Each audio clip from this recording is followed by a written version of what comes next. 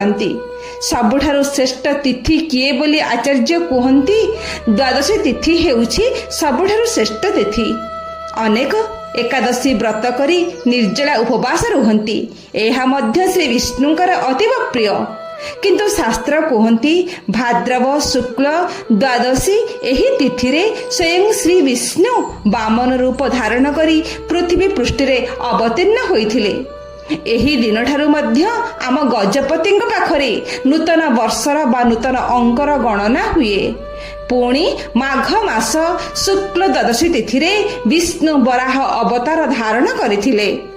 तेणु व्रतधारी माने एही तिथि रे विष्णु को स्मरण करी जल ग्रहण करती, उपवास भांगी थांती। शास्त्र रे द्वादशी तिथिर महत्व विस्तारित भावरे वर्णित होईछि। पुणी पौष मास द्वादशी तिथि को कूर्म द्वादशी बोली कहती।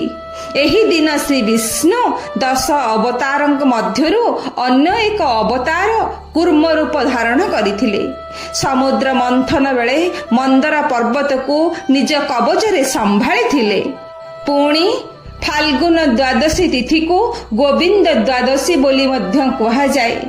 पुष्या नक्षत्र युक्त हेले एही दिन तीर्थ स्नान महापुण्य आनि देइथाय।